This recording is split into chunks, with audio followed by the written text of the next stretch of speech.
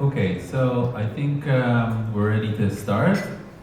Hope the food was good. I'm happy to, okay, I'm getting the thumbs up. I'm really happy to invite Ilia from Starkware. Yeah. You have the microphone and everything ready? Yeah, okay, good. So Ilia is going to talk about Circle STARKS, right? Yep. Yeah, thank you, Ilia.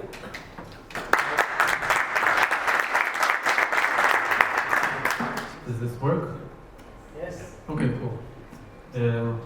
So this is the title. This is my picture. I'll go to the next slide. What do I want to try and discuss today?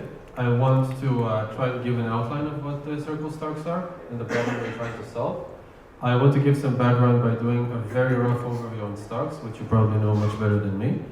Then I want to discuss just one of the key components of the Circle STARK protocol, like one of the key innovations, which is the Circle FFT. And the way I want to do that is by introducing something which is much more abstract, which is just the structure that is required to have an abstract FFT protocol, and then we'll specialize it to the circle. So I think we'll spend most of our time doing that. Then I'll avoid discussing Circle Fry at all costs by pretending it's obvious, even though it's not completely obvious. And then I'll say a few more words about which challenges I haven't addressed in Circle STARKS. And then I'll give you cool numbers about Stu, which is a prover that implements Circle STARKS. And then I will leave. And then Jordi will talk. Okay, so let's start. What are the problems? The problem we're trying to solve is to adapt the STARK protocol to M31, the prime field of MERSEN31. Why do we want this field? Because it's fast, it's hardware friendly. Why are we sad? Because this field is not FFT friendly. The prime -1 is not divisible by a large power of 2. It's not even divisible by 4. Why does this make us sad? Because one of the key components in the STARK protocol involves interpolating numbers into polynomials. And the efficient way to interpolate such things is with the Cooley-Taki FFT, which is a divide and conquer algorithm that reduces the size of the domain by 2 at every iteration. So if your field, the non-zero elements of your field are not divisible by a large power of 2, you can't really do a divide and conquer for large evaluation domains. So you're sad. This is the problem we're trying to overcome. Now, there is an interesting thing about M31, which is 2 to the power of 31 minus 1, that if you add 1 to it, it equals a large power of 2, which is pretty much ideal for Cooley-Taki. So it seems like there might be some hope to do some things. So we have, I guess we can define our goal to devise a STARK protocol when P+1 is divisible by a large power of 2. Now there is a whole abstract machinery to do this, which is called elliptic curve STARK, and for FFT it's called elliptic curve FFT. But we won't address it at all. It's above, like it's way above my pay grade. Circle STARKs, they distill the key ideas behind DCFFT, but without all the overhead of elliptic curve systems, validators, RTCs, operations. Maybe his is better. Okay, so any questions so far? Okay, cool. So let's give a very, very rough overview of the STARK protocol. Someone generates a trace by executing a program, preferably a Cairo program, but it doesn't have to be. Then you have to extend the trace. This is the step that involves interpolation. You come into the trace, you evaluate your constraints, then you get a composition polynomial, again by extension using FFT. You commit to it, you do some out-of-domain sampling, you commit to Fry layers, and then you do some other stuff. Now, the thing we're going to focus on, the CFFT, is only relevant to 2 squares, the ones that have extend in their name. So it appears like we're focusing on a relatively negligible part of the protocol, but we're not. It's a very, very, very big black box in the protocol. I think if you put commitments aside, you have FFT and Fry, which are huge black boxes. And I think that's really like the heart of it, that's the core of it. There are some more subtleties that I'll mention afterwards about STARKS, which are trickier, but I'll just ignore them for now and pretend all is well. Okay, so I'll try and present how I think of a really generalized FFT. It's going to be very abstract because it's the only way I can understand it. Engineers in Starkware, they just draw trees and they understand, but I don't. I'm a cripple, so I have to use this strange notation. The way I think of it is, suppose I have a bunch of domains. I enumerate them by xn, like x0 is the first domain, it's the smallest one, and then the domains increase progressively until they reach xn. So what I would like to do, I would like to convert a large evaluation, which is just a function from xn to my field. I would like to convert it into a tuple of evaluations on smaller domains, right? Like if I think of the FFT as dividing and conquering the size of the domain of my function until eventually I get coefficients, then this is literally what I'm writing down. I'm writing down a bijection between functions from a large domain to tuples of functions on a small domain. Okay, and the way we're going to construct this bijection is just in steps. We're going to, at each step, we're going to reduce the size of the domain by 2. Afterwards, we're going to see how the structure specializes exactly to the Kulitok FFT, and as I mentioned, we can also see how it specializes to CFFT later. Just a neat remark, all this business doesn't assume that you divide and conquer by 2 to 1, it can be k to 1, and I think you can also have variable k between steps. So if anyone cares about dividing and conquering not by 2, then you can.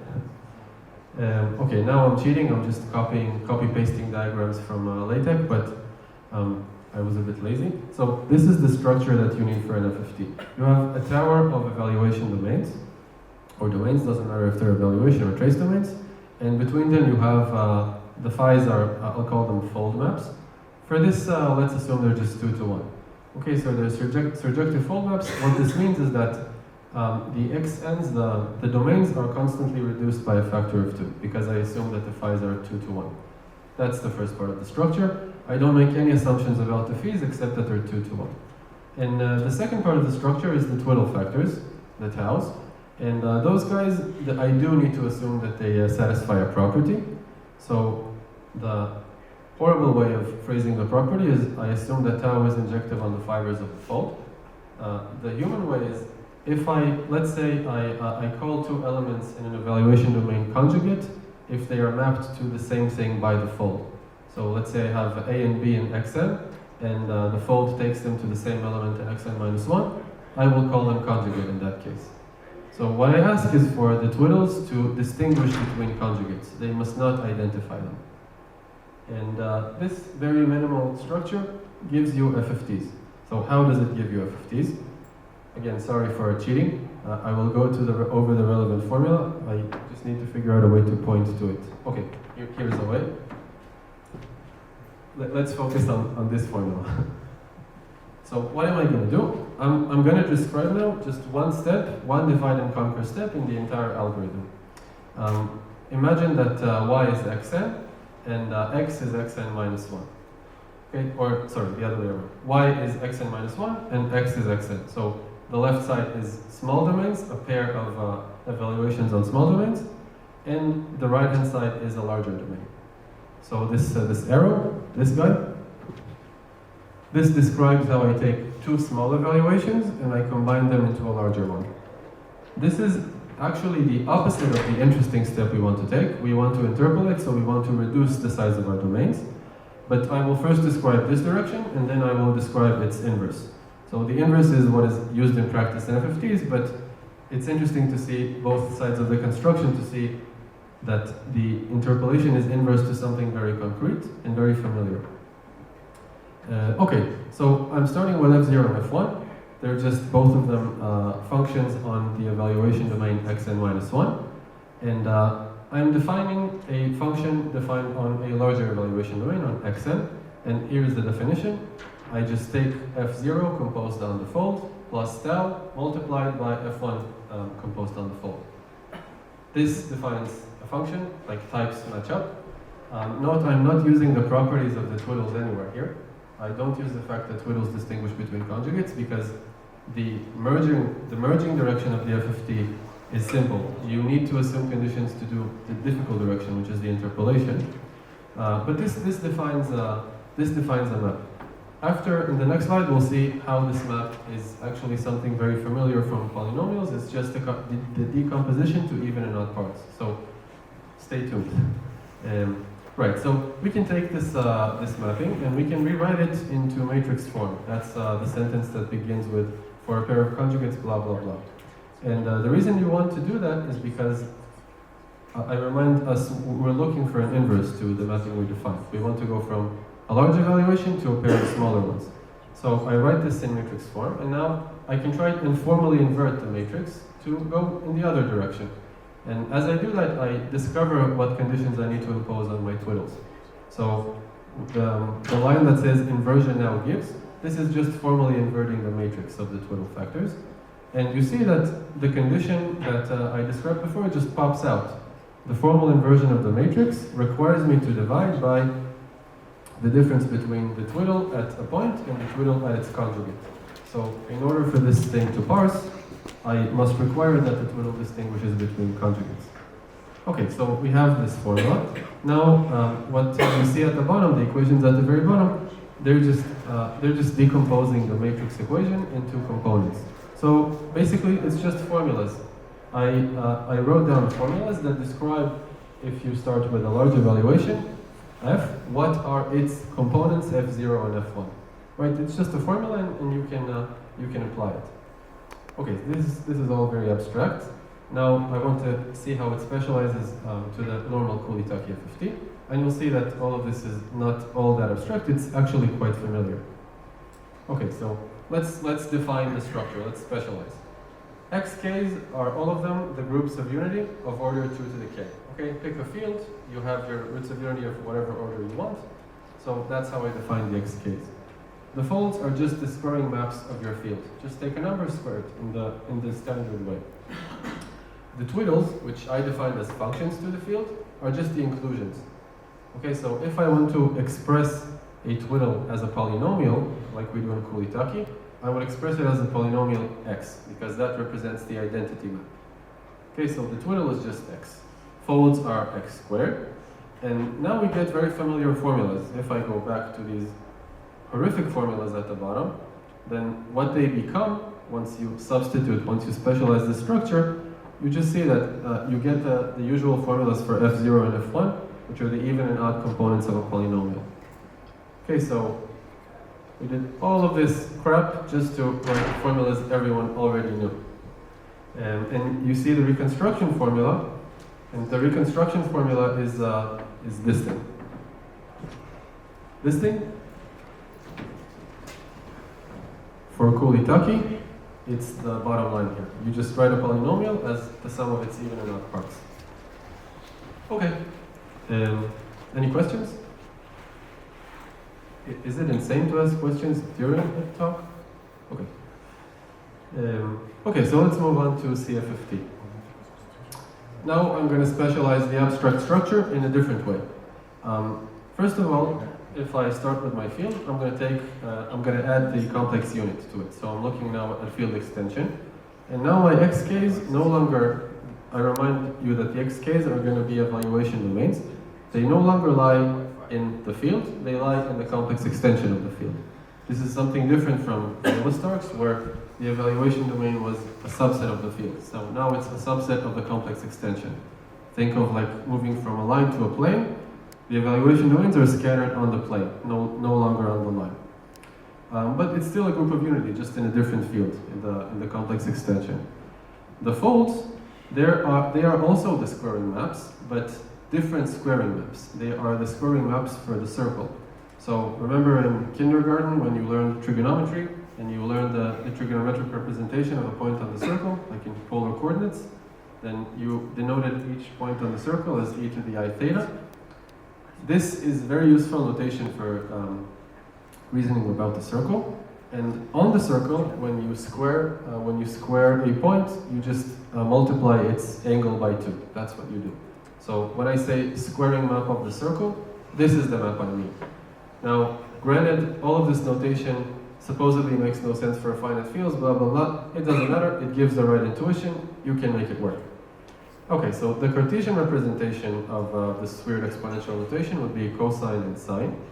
And if I want to give a Cartesian representation of the squaring map, then I have this 2 cosine squared minus 1, comma 2 cosine and sine. And now there is a very interesting and pleasant miracle of nature.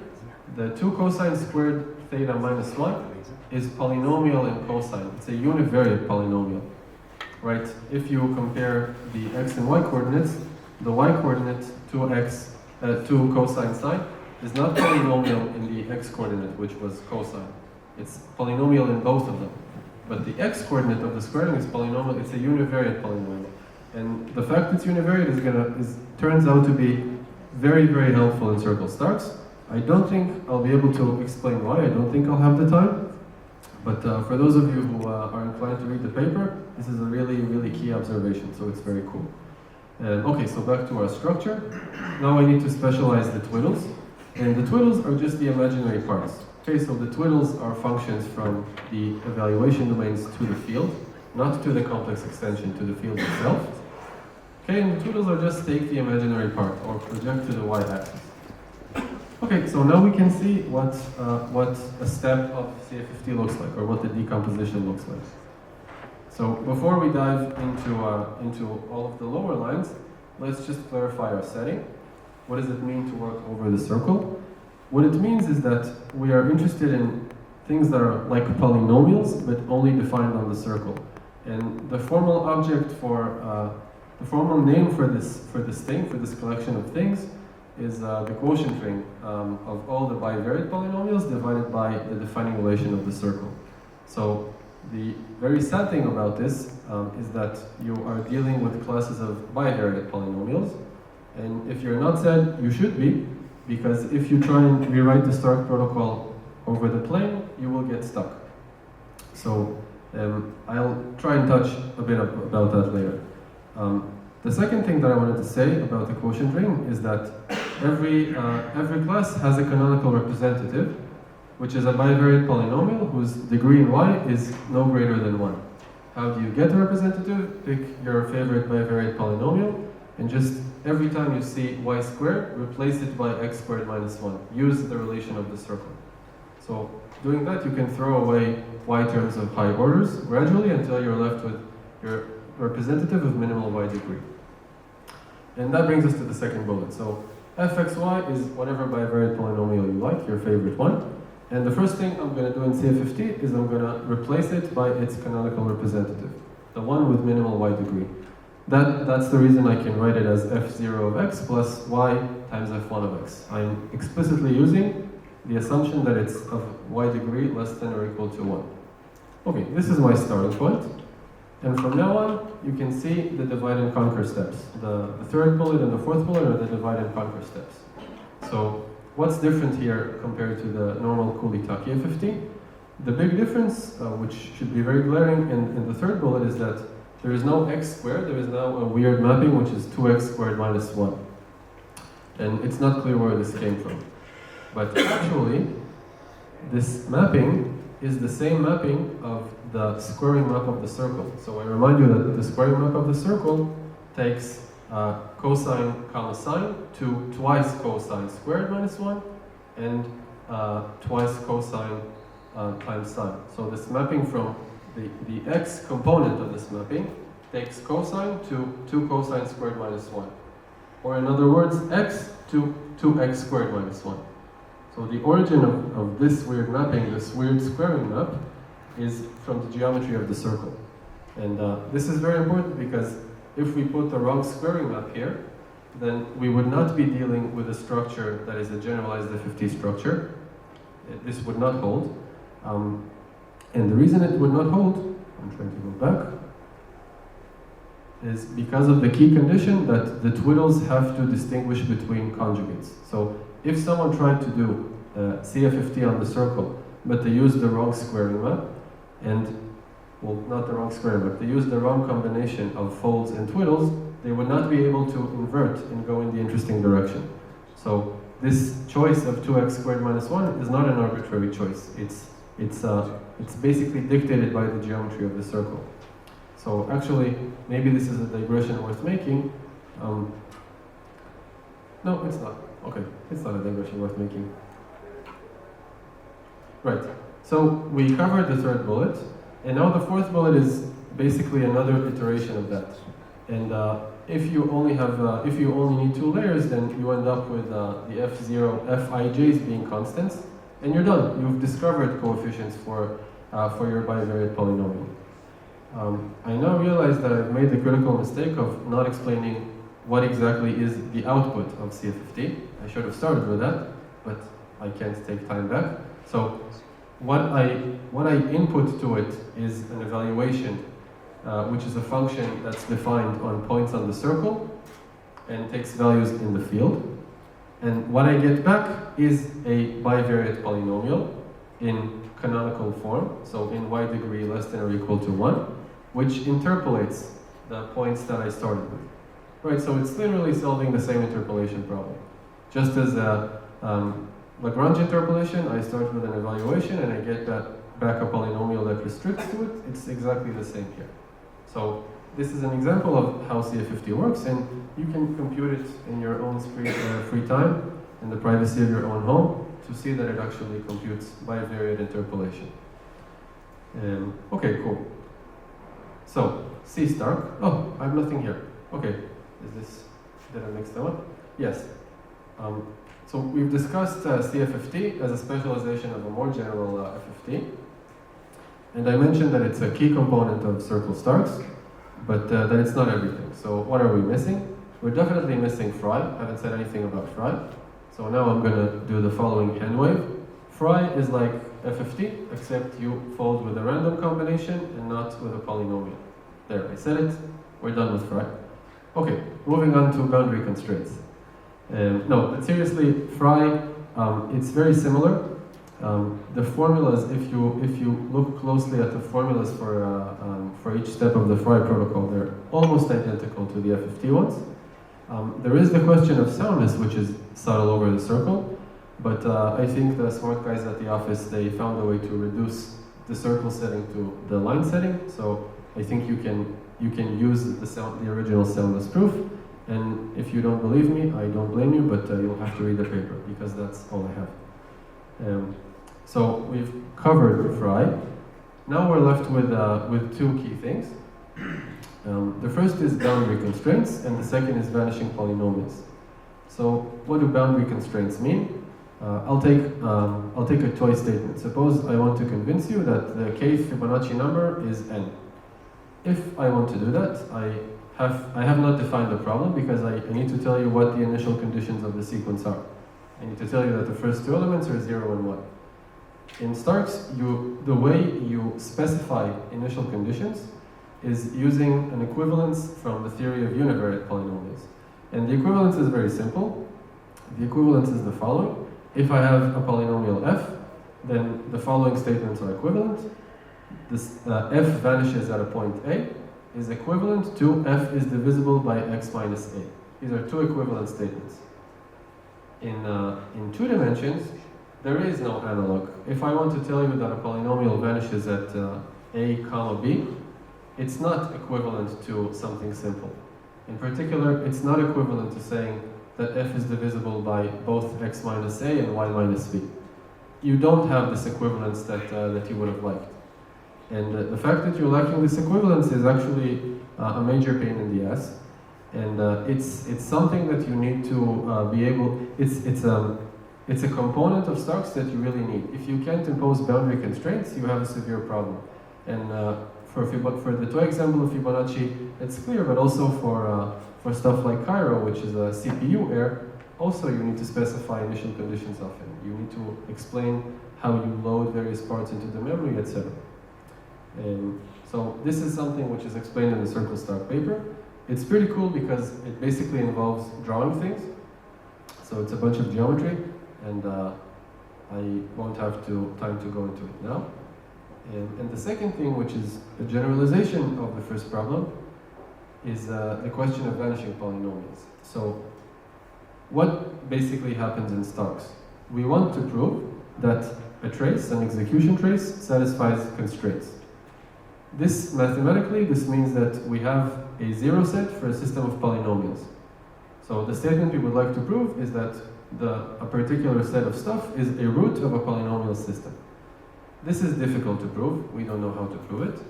But we have a big black box called Fry, which lets me prove seemingly different statements. It lets me prove that a rational function is close to a low-degree polynomial. So what we do in STARKS is we reduce the problem of saying something is a root of a polynomial system, we reduce it to saying that a irrational function is close to a low-degree polynomial. And this reduction step, how does it work? The way it works is I say that something is a root of a polynomial system f if is equivalent to taking f and dividing it by the polynomial that vanishes over the entire domain. It's like generalizing the equivalence that we mentioned, that f of a is 0, if and only if f is divisible by x minus a. Okay, so this is a key equivalence, and we use it to be able to use Fry. Without this equivalence, we don't have an interesting input to Fry, which can only tell me that a irrational function is close to a low-degree polynomial. And vanishing polynomials are also bummers, basically for the exact same reason as we described for x minus a. There is no obvious equivalence that is similar to the univariate case. So this is another cool thing that's worked out in Circle STARKS. It's another cool bit of geometry.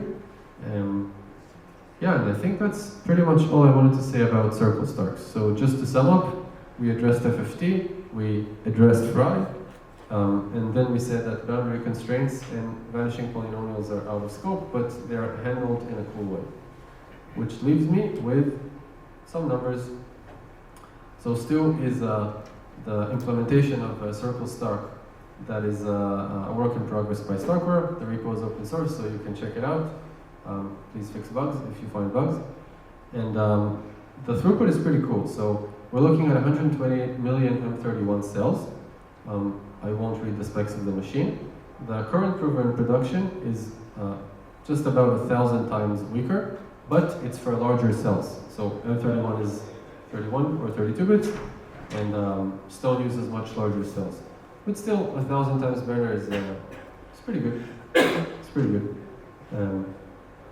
That was an understatement, but okay, that was a joke. Then we have 500,000 Poseidons a second. The stuff in the parentheses should not be there, so pretend it's not there. Just read the 100x. And then you have 20,000 likes at like 2s a second, which is awesome too. So as far as I'm aware, some pretty impressive numbers. But just some pretty impressive numbers. Last thing I wanted to mention is M31 versus Baby Bear. So as far as we know, M31 is like 20 to 50% faster depending on hardware, and that's the pro of M31. And the con is that Baby Bear works over with the normal Stark protocol. It doesn't require all of this circle stuff. But we like 20 to 50%, so we went for M31. Yeah, that's pretty much all I have to say. Any questions?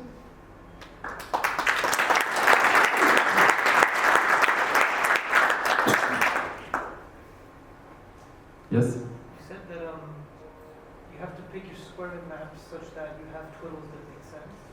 Is it possible to characterize which squaring maps have twiddles that make sense? So I'll just repeat the question. The question is, can you characterize the squaring maps that suit a particular, suit fixed twiddles?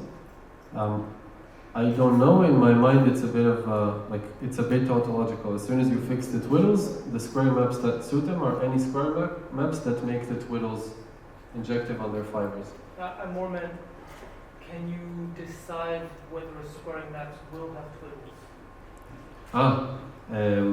I mean, at least, okay, at the level of set functions, you can decide whatever because you can just define your twiddles, like you can construct them so they're injective on the fibers, but I think the interesting question is, can you find algebraic twiddles that satisfy this property? And I have no idea. No idea. Yep. When can we expect GPU numbers? Good question. There is two groups that are implementing the GPU backend trait for still, but I don't know how far along they are. I would optimistically wager like a few weeks, but maybe I'm completely disconnected from reality and it's months. I don't know. Okay. I'm not an engineer. One final question from you. What does EF mean? I know I'm not supposed to read. Oh, it's the Ethereum Foundation. So we spoke to them and we tried to see if what's the landscape of other proving systems. And this is a bit outdated. It's from a few weeks ago. But when we spoke to them and we showed them the Poseidon numbers, they were pretty impressed. But I don't know if it's up to date, so it's obviously not there. So what are we even discussing? And that's Poseidon 1, not Poseidon 2, right? Yeah. Okay, thanks. Maybe you mentioned this, but what is the underlying hardness assumption? I think Sorry? you mentioned what are the underlying hardness assumptions? I think you mentioned the elliptic curve at some point, but this is based on some specific. I have to tell you, I don't even understand the question. I don't know anything about cryptography. Sorry.